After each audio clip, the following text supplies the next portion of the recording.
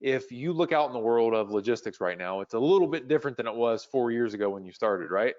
Right. It's a completely different landscape. So what are you seeing as like the biggest mistake that Amazon sellers are making right now? Welcome to the Post Purchase Pro podcast.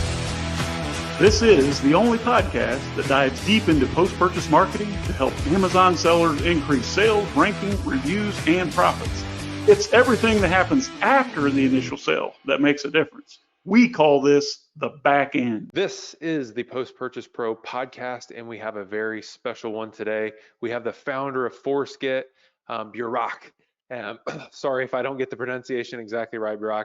I am so excited to have you here. You're the founder of this international logistics company, and our audience is predominantly Amazon sellers building brands and trying to tackle the world by using this arbitrage between foreign lands and bringing those goods and our brands and our messages to the United States and different markets. But to do that, we need people like you, freight forwarders, logistics companies, and you know the mess that the world has been in for the last couple of years. So, Burak, kind of walk back in time and tell me, how did you start this company? How did you become the founder of ForceGet?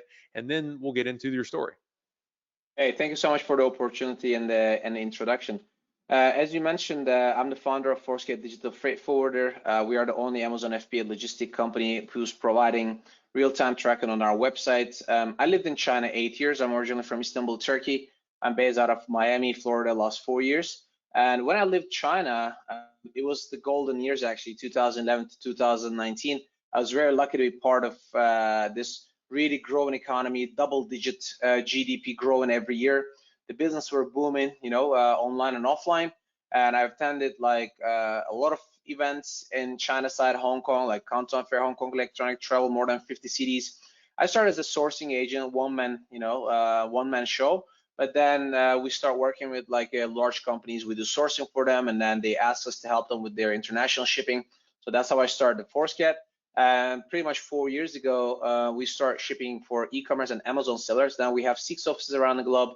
And we are the only FBA logistic company who's providing real-time tracking on our website, because the biggest pain point I had when I lived in China was, communication, the time difference, the language barrier, and, the visibility and full control on your international shipments. So that's something that we decided to solve it. And then so far it's going great.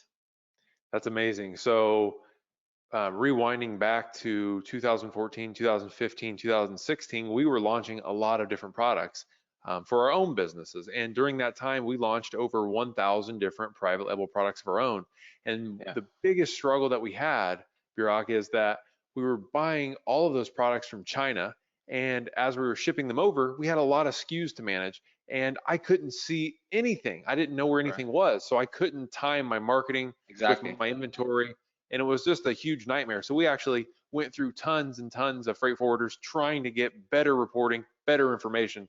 So when you started talking about you're the only player in the space offering real-time availability of where your stuff is in the world, that's a game changer. So how did you develop this, and what are you seeing sellers be able to do differently because they have that information? It's like 2022, and then everything is becoming like digital. I think after 22, especially after 2020, with the COVID, all of us start work from home, like remote. All the big events in the world now happening like in person, but last 2 years we're just like doing everything digital. So we decided to do this transformation, like digital, transformation. Many businesses trying to have the digitalization and then offering the customer like better customer service. Actually, we came up with this solution because we were growing, and all of our customers were asking us, "Hey, where's my shipment? When it's gonna arrive?" And then I based out of Miami, and then I had to ask my team in China. By the time they wake up, and then I get tired at night, I miss maybe 2 out of like 5 customer asking me where's their product. So basically, I was like, I cannot live with this. So it was my own pain point actually in operation wise, but also it was the same for the customers. And you're right, we work with like some aggregators or like big Amazon sellers that they have multiple shipments, several shipments at a time. And then each of them maybe have like, 5 to 10 SKUs. So basically they're managing like 100 SKU. They used to ask, "Hey, where's my shipment?" I was like, "Which one?" They're like, "The ocean." I'm like, "You have 5 ocean shipments." And I'm like, which one? They're like, the one going to LA. And I'm like, you have 3 of them. So, this was like a chicken and egg story. And then we decided to give people and customers like full visibility.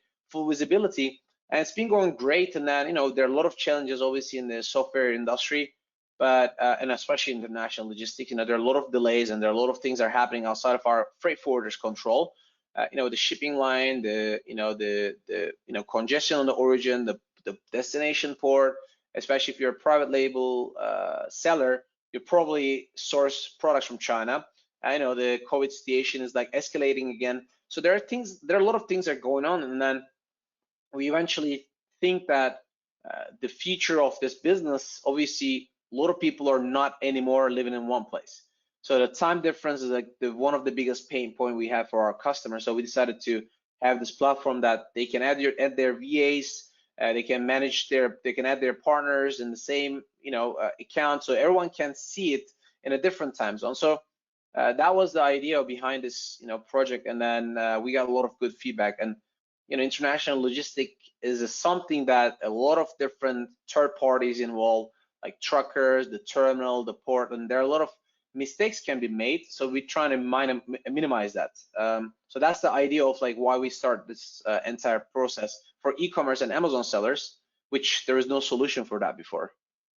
I love that you were solving your own pain point when you solved this huge pain point for the sellers, because I know the reason why you were having that pain point, Burak, is because your sellers needed to know where their goods are, because they have to time inventory for the rest of their supply chain, the rest of their logistics, their marketing. They have to time all that, and without having up-to-date information, it's almost impossible. So what you guys are doing is amazing. So if you look out in the world of logistics right now, it's a little bit different than it was 4 years ago when you started, right?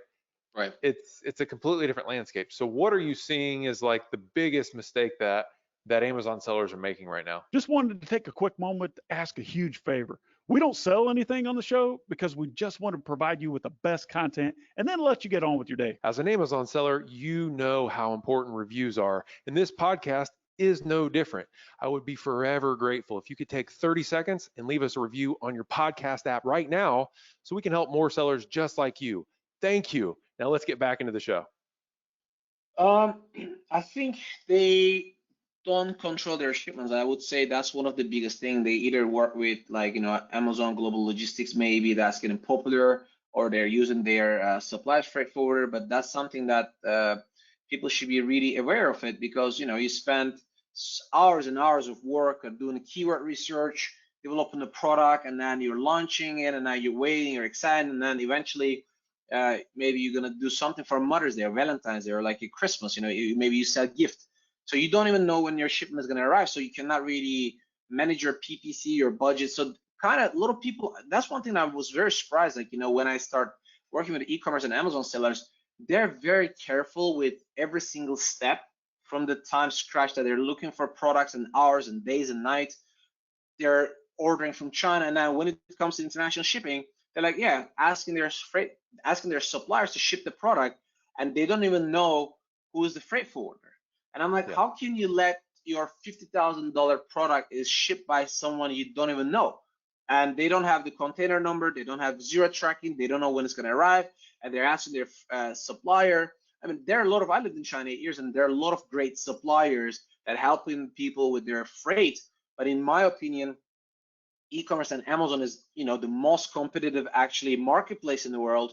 And you have to know when your shipment is going to check in. You need to arrange your coupon or like PPC budget according to your inventory coming in, or maybe you'll be like selling out soon.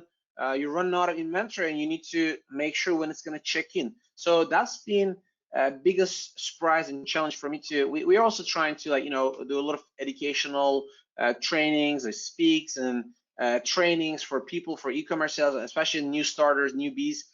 We're trying to explain like the entire international shipping process, because a lot of people think that we're going to pick up the shipment today and it's going to be on the cargo ship tomorrow, and they don't understand when the shipment is going to check in, and they don't understand what is the handling time in the terminals, which is 8 to 10 days actually. A lot of people, they think, oh, it's okay, 30 to 35 days, fast C, slow C, DDP shipments, and they don't even know what is the actual action behind the scene.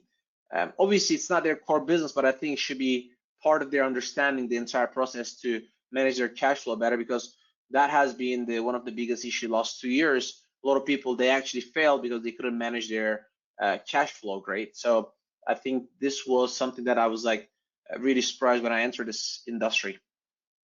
Well, so I think for a long time, and it's taken a long time to bring technology and modernization to logistics. For a long Right. time, logistics was very low tech. It was, I mean, if you're saying you're the only player in the space for Amazon sellers to get real-time feedback on where their shipments Right. are, just think about that. It's 2022, and Right. you're the only player in the space that's doing that. That's insane. So all of Yes, these other correct. players, and that was our struggle in 2015. We're launching all these products, and everyone's low tech. They want to track it through an email string, and Yes. then you Or have Excel so sheets. Like you don't even know, you get lost. Where is my link? Or you're writing to your supplier on Skype, WeChat, WhatsApp, Telegram, email. That was the thing. Like, I was going to the event and then I was asking like, how much did you pay for a lost shipment? And they're like, he's like, let me find it. And he goes like 10 minutes looking at different 10 like communication channels that they're using. I'm like, that's crazy, man. You don't even know where's your actual quotation. Yeah, so they don't know how much they're paying. They don't know when it's going to arrive. How are you going to manage a business where your entire revenue source relies on inventory arriving at a spot in time? So it's really, really amazing what you guys are doing. So I know you guys have a couple of trainings, like you said, right here on your website. I see that you have a detailed Amazon FBA shipping guide. So let's talk about some of the things that you're seeing Amazon sellers do out there. So you produce the guide because you're wanting to bring education to the space. So let's talk a little bit about that, Burak. Um, I think you're really right. I mean, there are a lot of people start this e-commerce and Amazon business like a side gig, and then people start seeing it. Wow, there's an opportunity. I want to explore more, and then they get into it. So many people. I think that's like it's an amazing industry actually. When I lived in China, I was only doing like B2B business. So most of those people, they either like in the business like 5 years, 10 years, 15 years. You're not going to just meet someone random in a trade show in Canton Fair and ordering 1,000 or like ordering 5 containers of like a bathroom scale maybe. It's a random thing. They spend like thousands of dollars to fly all the way across the countries and across the continent. So, but e-commerce customers on Amazon sell mostly like they're like people are like you, me. They have a full-time job. Maybe they're like housewife or maybe it's a truck driver wants to do something. I've met so many great people with incredible background and incredible personalities and stories. But it's very normal that they don't know like the trade terms, the Incoterms, the shipping process. That's very normal. But I think the best part of this e-commerce and Amazon industry also like amazing podcasts like yours, training people, educating people. I think that's really important for people to like understand and track what is going on in the real world instead of just looking at the videos and then trying to learn word of mouth. They need to test this. They need to make the mistakes, small mistakes hopefully, but like learn from the mistakes and experience, and then I think not to repeat them. It's very important. Yeah, I agree. I think Amazon has created so many first-time entrepreneurs that it is a really unique industry. A lot of times in the past, to create a business like what people are creating now would take a lot of guts, a lot of capital, and you really have to know what you're doing. But Amazon Yeah. reduces so much of that headache, and they bring you customers so easily that a lot of people are able to jump in and have a lot of tremendous success. But like you said, they don't have a lot of experience beforehand, so they need to be brought up to speed. And that's why we have the podcast. You're exactly right. So before we jump out of here, we want to get into a couple of fun questions. Number one, Burak, you've done a lot of business. You've traveled around the world. What is your favorite business book? Actually, I always wanted to be a millionaire. That was my when I moved to China. I actually had only like one-way ticket, and I had like a $500 pretty much money. And then I was thinking to stay like only like 6 months, and then I ended up staying like 8 years. I always like read. I always want to be a millionaire, and then eventually I understand that money is not the most important thing. You really need to solve like pain point. Even if you're a service provider, or you're a podcast creator, or you're an e-commerce seller, you really need to understand to fix or help other people, other people's problems or needs. So I always like read the successful people's life. And one of the book that I read recently, I cannot remember the name, but it was the Walmart owner, how he started the business. And you know, the toothpaste or the deodorant that we buy in the markets, actually it was because of Walmart. They wanted to cut the cost of the packing like 10 to 15 years ago. That's the reason actually now they're also selling on the shelf without like the box. So it was very fascinating for me to understand like how business owners can focus on people's problems and help Yep. them to save the money. And then this also changed the supplier's mentality and total vision with the business. So I really love reading other successful people's life and then see how much actually they fail. Because in today's world, we think that, oh, look at this guy, he's running this business, he's having this, he's doing that, and then they think that, you know, it just happens in one day, but it actually a lot of like hard work behind the scene. Yeah, there definitely is. So you like biographies. Do you have any favorites that you'd like to mention? I know you just mentioned Sam Walton. Any other biographies that you'd like to mention? Actually, I really like to I really like the story of Jack Ma. You know, he's the founder of Alibaba. Incredible story. It was you know, it was refused by like KFC. When I read it, I'm like, it's impossible. Like, you know, he was a teacher, but he had a dream and he has a visionary, like, you know, like he saw that actually, like, you know, where something very interesting. I actually have like in my world map, right, like towards that's where I'm looking at actually. So my table, I've traveled maybe like 60 to 70 countries in the world. I'm a very lucky person about that. Most of them for business, but I ended up a little bit like adding the pleasure on that. And meeting the right people and meeting the right people in a very interesting places, like, you know, the networking has changed my life. Met like some very interesting people in the different locations, the train stations and stuff. But China actually, like in 1980s, was like the middle country. Actually, it's like Zhonghua. Zhong means middle, and Gua means the country. So when they put the name, they actually thought that it's in the middle of the geographically in the location, middle of the everywhere, but they actually thought that China is going to be the center one day. So it was very interesting for me when I learned Chinese that they say like Zhonghua, like middle country. So Jack Ma saw that and then he actually took the action and then connected the buyers with sellers. I think it was incredible dream, and you know what he did for the world is very, very exciting, I think. Yeah, that's amazing. I love that story as well, but I probably need to reread it because your excitement about it's getting me re-excited. So, Burak, here's another fun one. What is a purchase that you've made that was a splurge that you did not regret making that purchase? Oh, actually, I think is it for the business or it's You for the decide. pleasure? I think, you know, I would go a little bit with the business wise. We just started an office in Colombia, and at beginning of this year, that was probably one of the best decision I've made for the business, because we are trying to focus on a good customer service. So basically, we're serving like, you know, the customers with the Asian time difference. We have some customers with like, you know, Europe time. We have some customer with US side, and I actually have like someone who wants to join if it's okay. This is Enzo. If No, people that's can awesome. see it on the video, yeah, he used to be a pirate, so he has only like one eye. Yeah, He's that's my best awesome. friend, and we are actually starting a YouTube channel together. So so hopefully it's gonna be also helpful. So yeah, I think like you can't count it as a purchase, but I think it's a good investment. I love it. Because I really like to invest in people. I really like to invest in new. You know, there is a good saying. I think the biggest regret that I have had in my life that I haven't tried. So I prefer. I'm the type of person. If I have some idea, of course, my team stops me a lot. They stop me a lot when I have like bad ideas. So it's really important to work with smart people.